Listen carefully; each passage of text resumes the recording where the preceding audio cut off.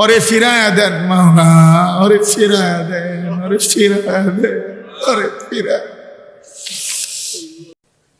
হাদিসের মধ্যে আছে হযরত আলী রাদিয়াল্লাহু তাআলা আনহুকে আল্লাহর নবী সাল্লাল্লাহু আলাইহি ওয়াসাল্লাম বলছেন, লা আন ইয়াহদিয়াল্লাহু বিকা রাজুলান ওয়াহিদান খায়রুন লাকা মিন হুমুরিন নাআম। নবীজি বলেন যে আলী, তোমার দ্বারা একজন মাত্র লোক হেদায়েত পাওয়া, একজন লোক আল্লাহর পথ পাওয়া, গোটা আরবের সবগুলো দামি উট তোমাকে দেওয়া, তার চাইতে বহু গুণে বেশি উত্তম একজন মানুষ হেদায়েত পাওয়া। তাইলে একজন মানুষ হেদায়েত পাওয়া, হেদায়েত এটা গোটা দুনিয়ার সবচেয়ে দামি সম্পদ, সবগুলো পাওয়ার চাইতে উত্তম। এজন্য আল্লাহ তাআলা সংখ্যার ভিত্তিতে বরকত দেয় না।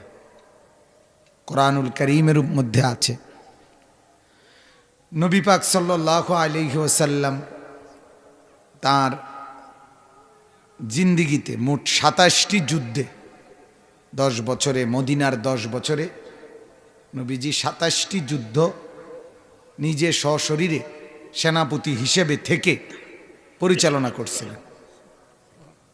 কয়টি যুদ্ধ? এর মধ্যে কেবল একটি যুদ্ধে রাসূলুল্লাহ সাল্লাল্লাহু আলাইহি সাল্লামের সাথে সাহাবীদের সংখ্যা, সৈন্য কাফেরদের চাইতে বেশি ছিল।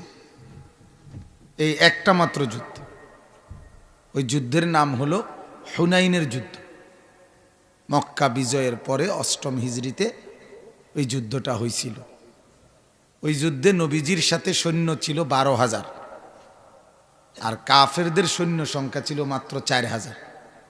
এইটাই একমাত্র যুদ্ধ যে যুদ্ধে মুসলমান বেশি, কাফেররা কি কম।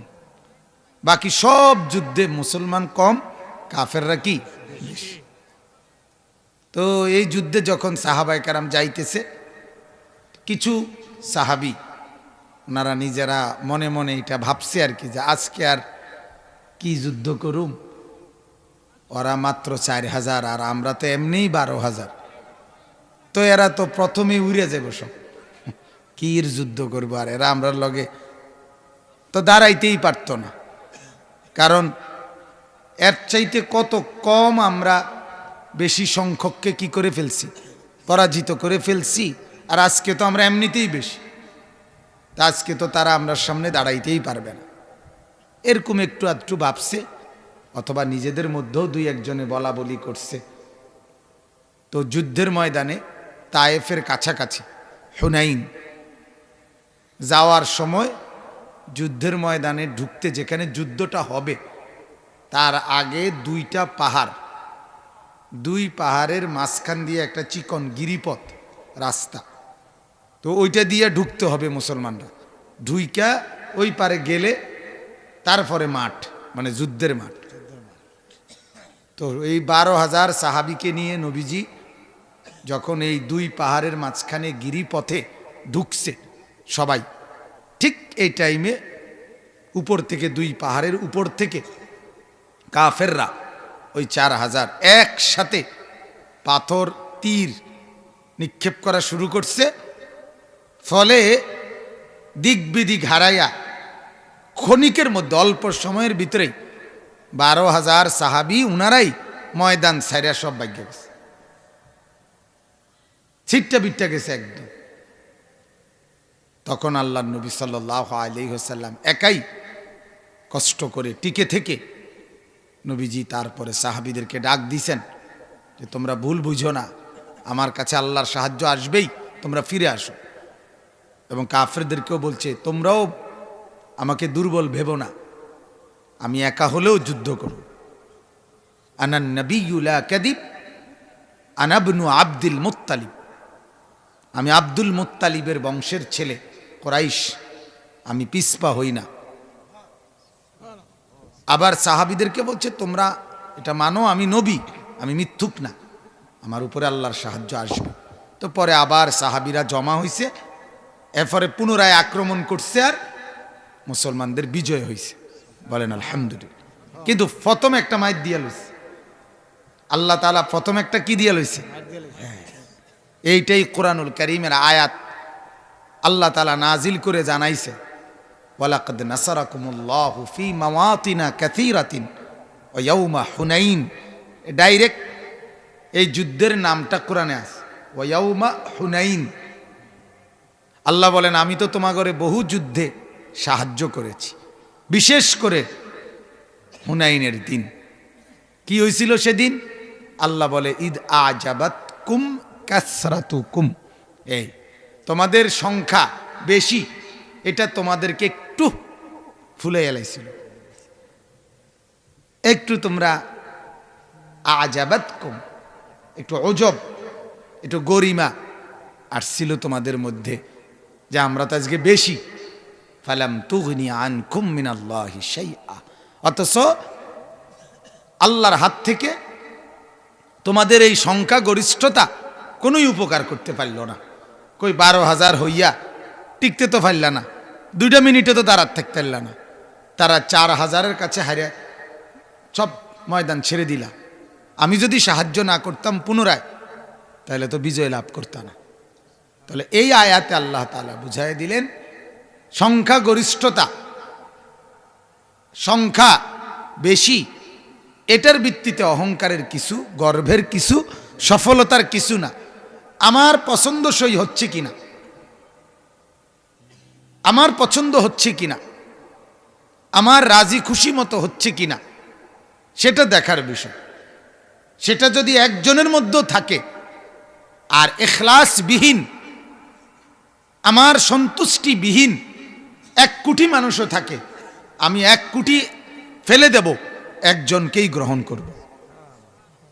ইখলাসওয়ালা আমার কাছে একজনই দাম, আমার সন্তুষ্টির প্রত্যাশী আমার কাছে একজনই দাম। এজন্য এটা জরুরি বিষয় যে সর্বাবস্থায় আল্লাহর সন্তুষ্টি কামনা করা। বেশি কম, অল্প কম, সংখ্যা বেশি কম, সময় বেশি কম, এর ভিত্তিতে কামিয়াবি না। কামিয়াবি আল্লাহ তাআলার পছন্দের ভিত্তিতে, আল্লাহ তাআলার ইচ্ছার ভিত্তিতে, আল্লাহ তাআলার রাজি আর খুশির ভিত্তিতে। অতএব আমরাও দোয়া করি আল্লাহ তাআলা, আজকে আমরা যারা বসতে পেরেছি, আল্লাহ তাআলা আনছেন আমাদেরকে, আল্লাহ তাআলা আমাদের সবাইকে কবুল করেন, বলেন আমিন।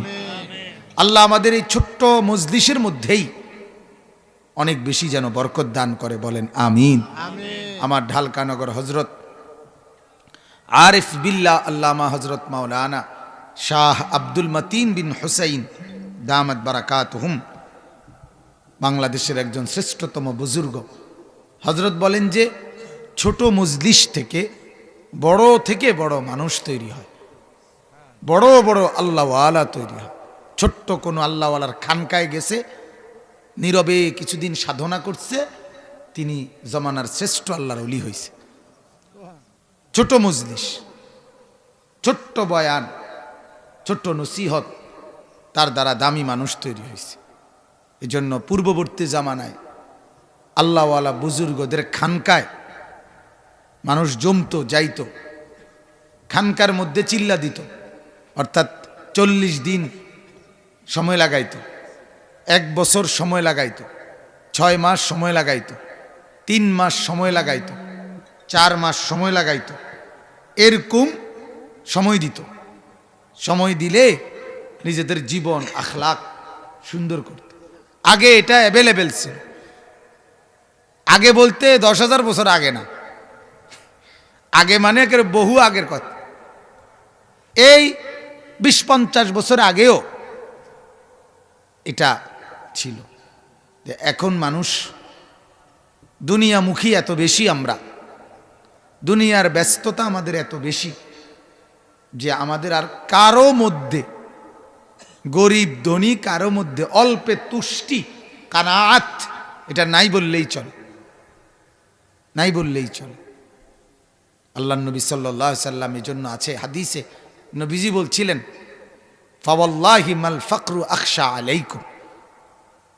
আল্লাহর নবী বলছিলেন, আমার উম্মত তোমরা অভাবে পড়বা, দারিদ্রতায় পড়বা, এই ভয় আমি করি না।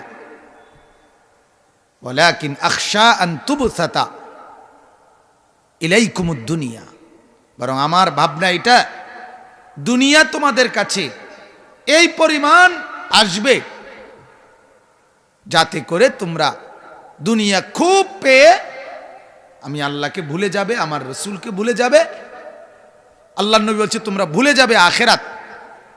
এই পরিমাণ মাল আর দৌলত তোমাদের মধ্যে আসবে, যার কারণে আজকে সাধারণ থেকে সাধারণ ফ্যামিলি, একেবারে স্বাভাবিক ফ্যামিলিও কারো হাতে ইবাদত, নামাজ, একটু জিকির, একটু তসবিহ, তেলাওয়াত, কোরআন পড়ার কোনো সময় নেই, কারো হাতে সময় নেই।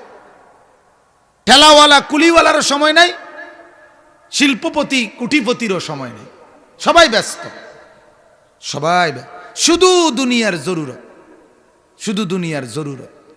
দুনিয়ার প্রয়োজন পূরণ করতে গিয়ে একটা ফ্যামিলির 5-7 জনে মিল্লা রোজগার করে, বাপেও বিদেশ, 3 ছেলেও বিদেশ, নাতি একজনও বিদেশ, বাগিনাও বিদেশ, বাতিজাও বিদেশ, কিন্তু অভাবে যায় না।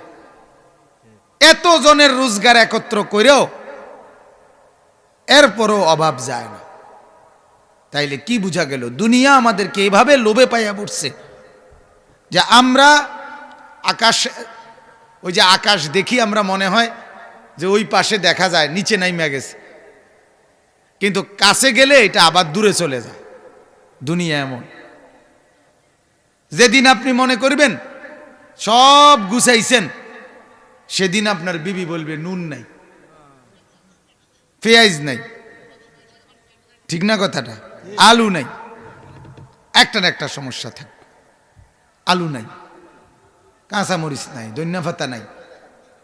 মানে দুনিয়া কখনোই আপনাকে তৃপ্ত হইতে দেয় না, স্বস্তি হইতে দেয় না যে আর আজকে একটা সপ্তাহ আর কোনো খরচা, চাহিদা, জরুরত নাই।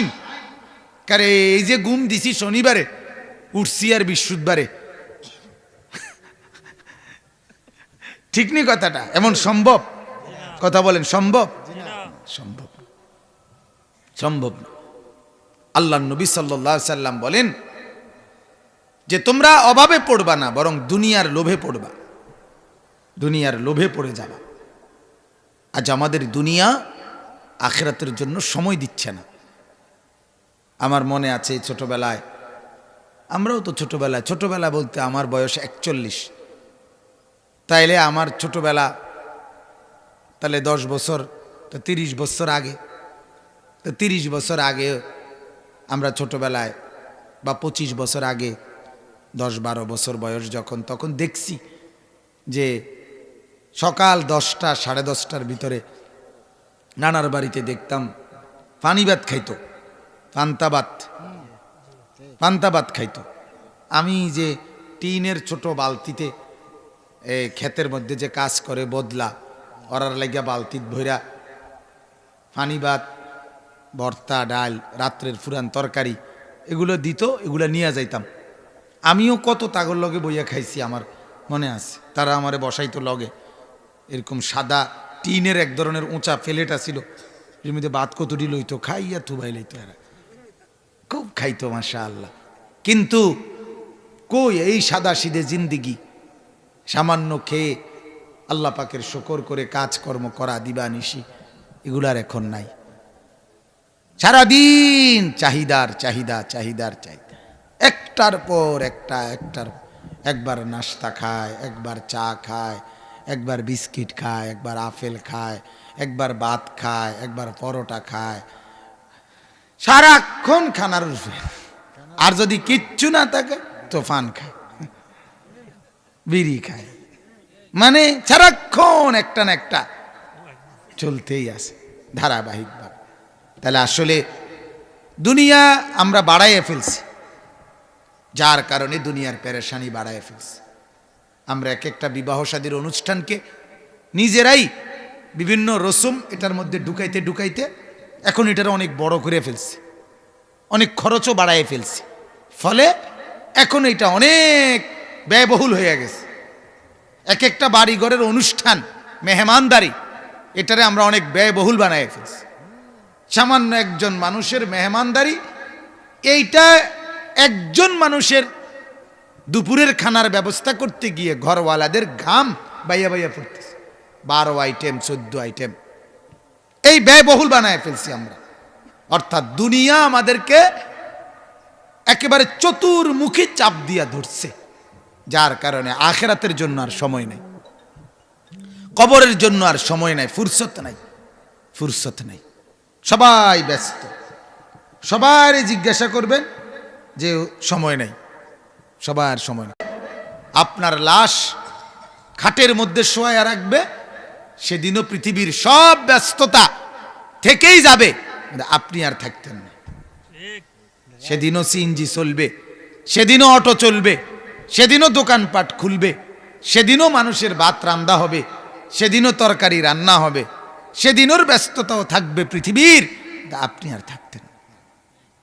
আপনি অবসর হইবেন ঠিক, আপনি অবসর হবেন, আমি অবসর হব কবরে লম্বা সময়ের জন্য, কিন্তু সেই অবসর আমার আর কাজে দিবে না, সেই অবসর আর আমার কাজে দিবে না, ওই অবসর আর আমার কোনো উপকারে আসবে না। সময় মিলবে ঠিকই। এখন যারা কবরে, নূহ আলাইহিস সালামের জামানায় যারা কবরে গেছে, ভাবেন তো তারা আজকে কত বছর হাসরের অপেক্ষায় আছে, আপনি ভাবেন কি ভাই?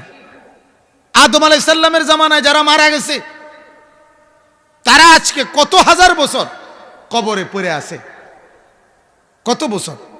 এখনো তো ইসরাফিল নাকি মাঝি দিয়ে একবার কিয়ামত হয়েছে, কথা কন না, মাঝি দিয়ে হয়েছে, মাঝি দিয়ে ইসরাফিল ফু দিছে একবার, তাইলে কত হাজার বছর তারা কবরে পড়ে আছে, অপেক্ষায় আছে। ওমি ওয়ারাইহিম বারযাখুন ইলা ইয়াউমি ইউবআসুন। আল্লাহ বলে, বান্দা এই কবরেই পড়ে থাকো, ইসরাফিলের পুনরায় ফু, যেদিন পুনরায় কবর থেকে উঠাবার জন্য, ইউবআসুন বাস ওয়াল বাসি বাদাল মাউত, আমরা ঈমান বলি না, ঈমানের আমানতু বিল্লাহর মধ্যে ওইটা যেদিন হবে, পুনরায় কবর থেকে তোলা হবে হাসরের মাঠের জন্য, ওই পর্যন্ত কবরে পড়ে থাকো। তাহলে এক একটা মানুষ লম্বা সময় কবরে পড়ে থাকবে, অবসর তো আছে, কিন্তু কাজ করার তো সুযোগ নেই। কবরবাসী এখন অপশন না, কথা বলেন না, কিন্তু কোনো আমল করার সুযোগ আছে, তাসবিহ পড়ার সুযোগ আছে, আল্লাহকে ডাকার সুযোগ আছে, অবসর তো মিলবে।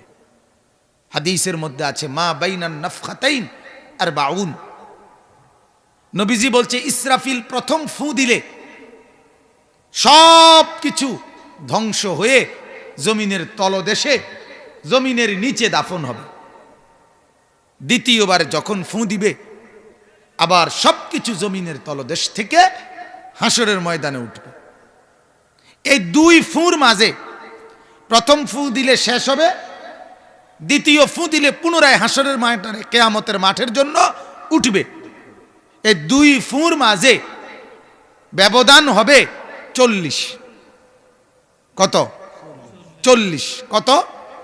এখানে হাদিসের ব্যাখ্যায় আছে, ওই সাহাবী রাবি বর্ণনাকারী সাহাবী বলেন, আমি জানি না সেই 40টা বলতে নবী কি বুঝাইতে চাইছেন, লা আদ্রি, আমি বুঝতেছি না, সেটা কি 40 দিন হতে পারে, সেটা 40 মাস হইতে পারে, সেটা 40 বছর হইতে পারে, সেটা 40,000 বছরও হইতে পারে,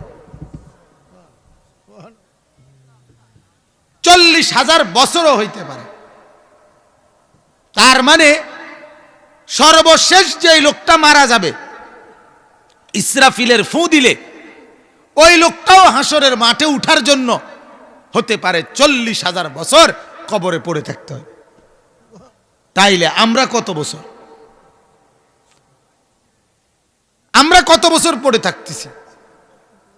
নূহ আলাইহিস সালামের জামানার লোকরা কত বছর পড়ে আছে, আরো কত বছর পড়ে থাকবে। ইব্রাহিম আলাইহিস সালামের জামানার লোকরা আজ কত বছর পড়ে আছে বলেন? সাহাবায়ে কেরাম নবীর জামানার মানুষগুলো তো আজকে ১৫০০ বছর, কথা বলেন না কেন? ওই জামানার তারাও তো পড়ে আছে আজ ১৫০০ বছর। আপনি ভাবেন তো, আপনি কল্পনা করেন তো, তাহলে এই লম্বা সময় নূহ আলাইহিস সালামের জামানার যদি যেই লোকটা মনে করেন আযাবের উপযুক্ত হইছে কবরে, তার কবরের আযাব চলতেছে আজ কত বছর। ইব্রাহিম আলাইহিস সালামের জামানায় যেই লোকটা কবরের আযাব ভুগতেছে, সে আজ কত হাজার বছর কবরের আযাব ভুগতেছে। তাইলে এখনো তো হাসরের ময়দান হয়ই নাই, এরপরে জাহান্নামের আগুনে তাকে জ্বলতে হবে আরো কত অনন্তকাল।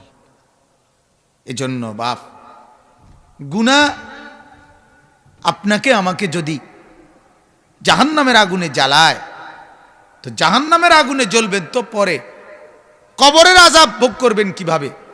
কবরের আযাবের সীমাও শুনলেও তো শরীর কাঁপ দিয়া ওঠে। কবরের আযাবের কথা শুনলেই তো কাঁপ দিয়া ওঠে সময়। এত লম্বা সময় কবরেই পড়ে থাকবো কিভাবে? কবরে আযাব ভোগ করবো কিভাবে? হাসরের ময়দান তো পরের খবর, জাহান্নাম তো পরের খবর। আহা, খামখেয়ালি আমরা মনে করি, অনেক মানুষ আছে মনে করে আর কি তা, নাহলে কিছুদিন ফিটবো আর কি। কিছুদিন বলতে আপনি কি বুঝাইছেন? কিছুদিন মানে কি 2 বছর? কিছুদিন মানে কি আপনি 14 বছর বুঝছেন?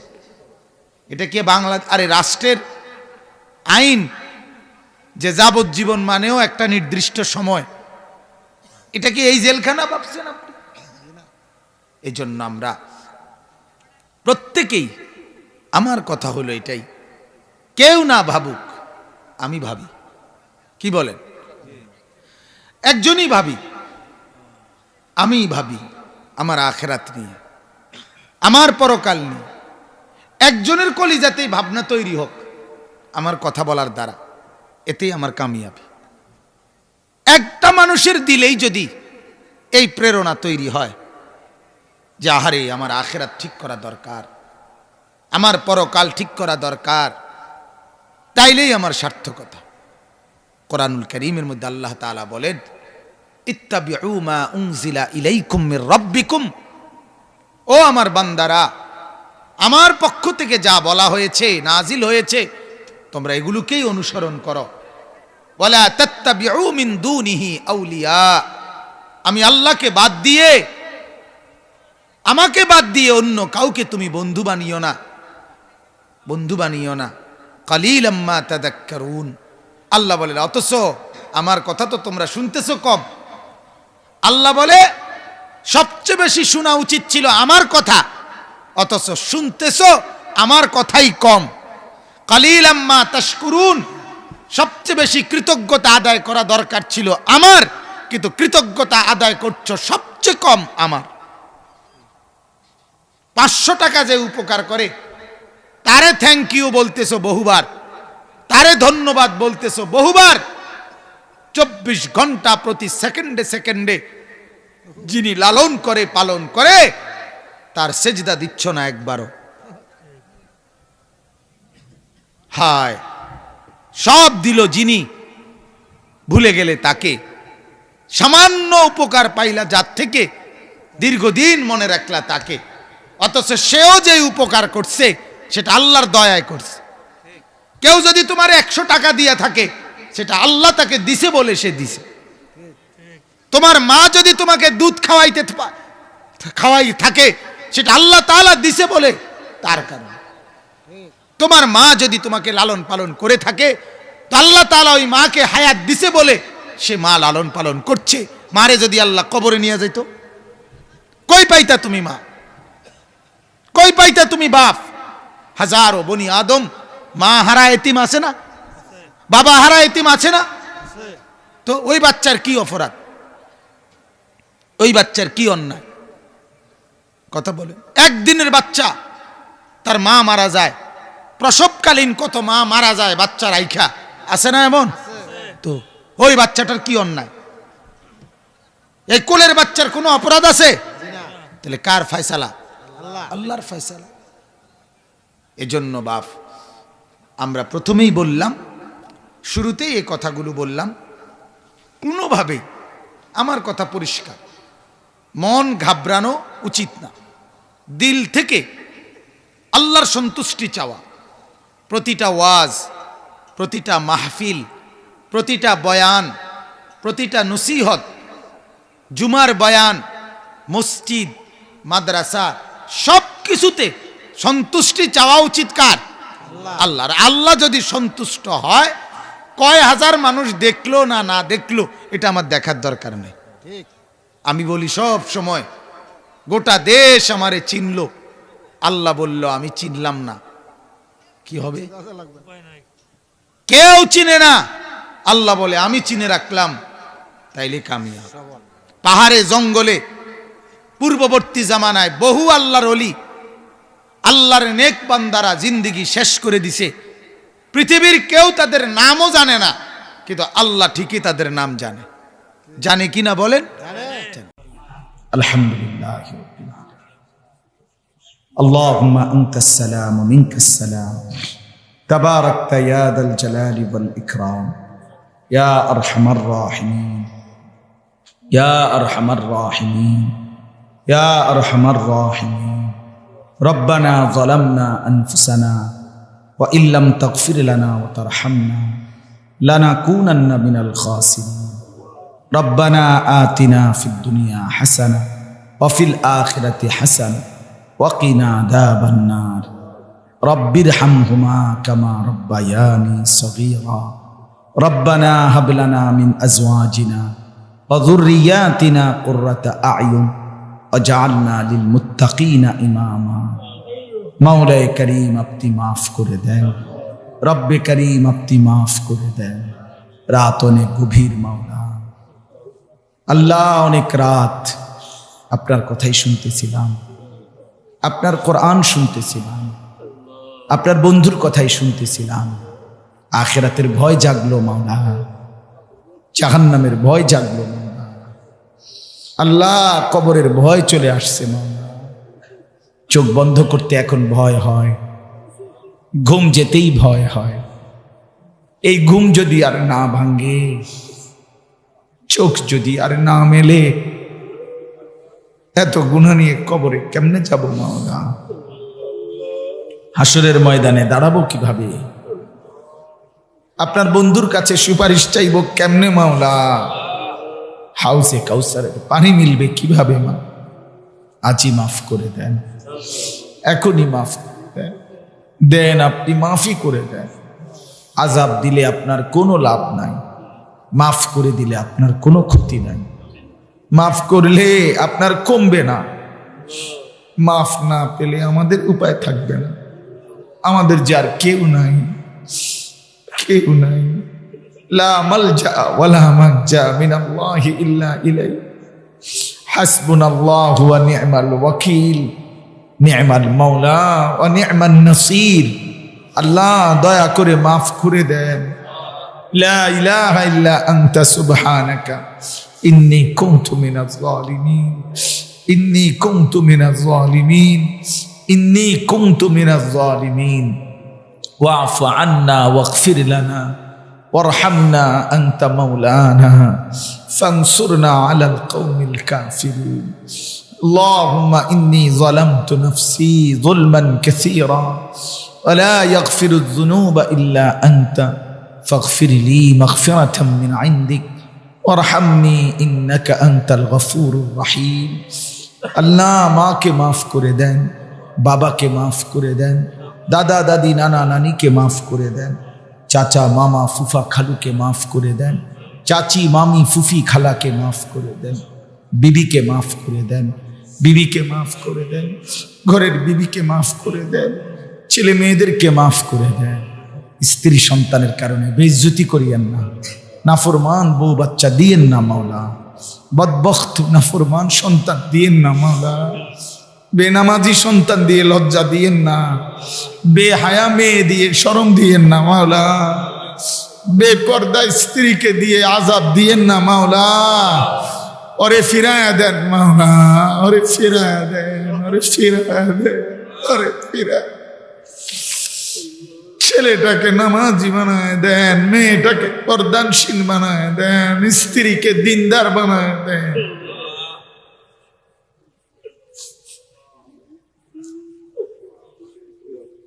আল্লাহ আপনি দয়া করেন, আপনি দয়া করেন, আপনি দয়া করেন, আপনি দয়া করেন।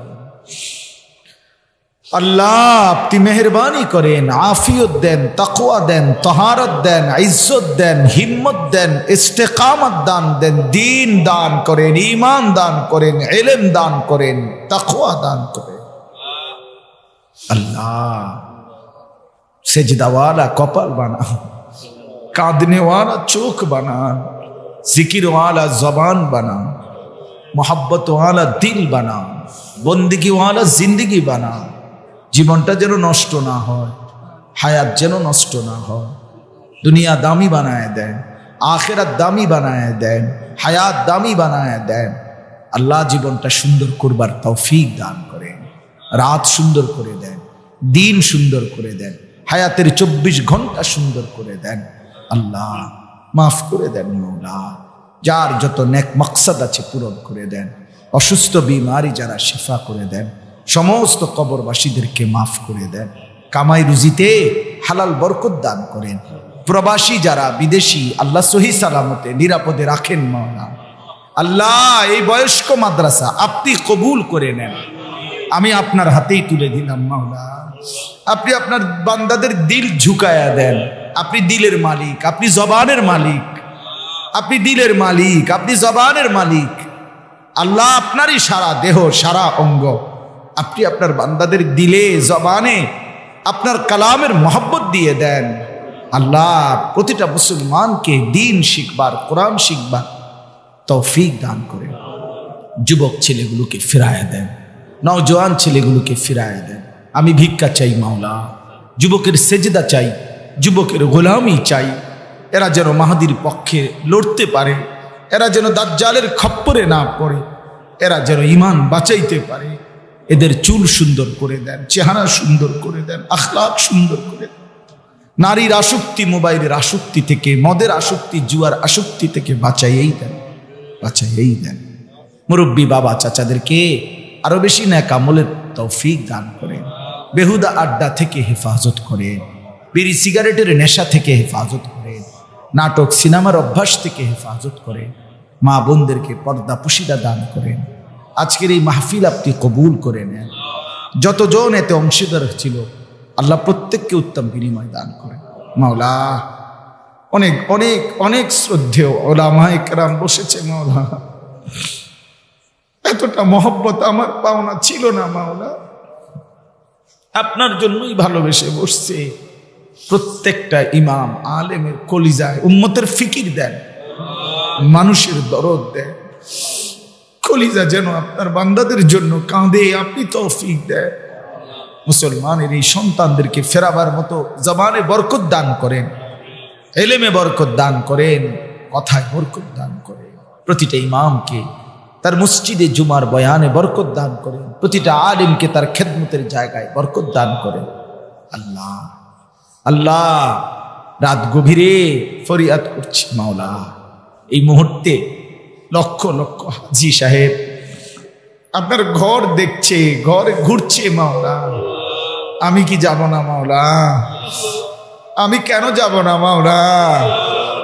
আমি আপনার ঘর দেখবো মাওলা, কাবার কালো গিলাফ ছুইব মাওলা, হাজরে আসওয়াদ চুমা দেব মাওলা, কাবার দরজায় দাঁড়াবো মাওলা।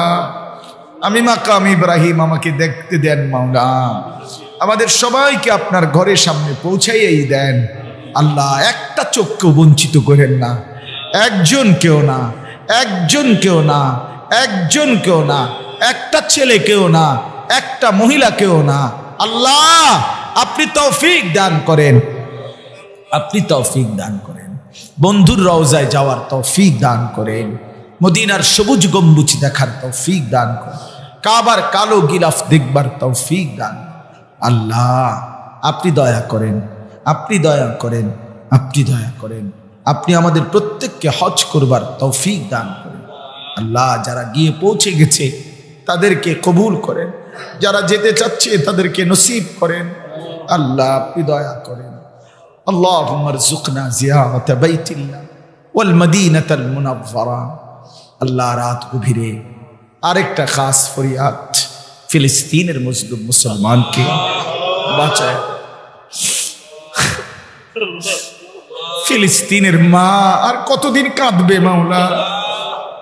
ছোট্ট মাসুম বাচ্চা, তার কি ঘর পাবে না? সে আর কতদিন এতিমের মতো ঘুরে ঘুরে হাঁটবে মাওলা? আল্লাহ আপনি দয়া করেন, আপনি দয়া করেন, আপনি দয়া করেন। মজলুমের উপরে আপনি রহম করেন, মজলুমের।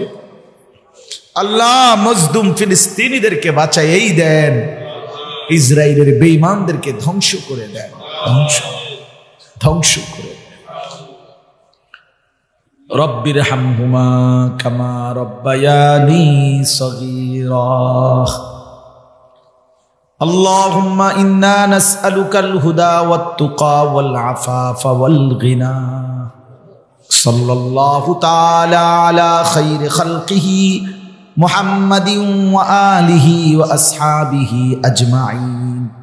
ربنا تقبل منا إنك أنت السميع العليم وتب علينا إنك أنت التواب الرحيم.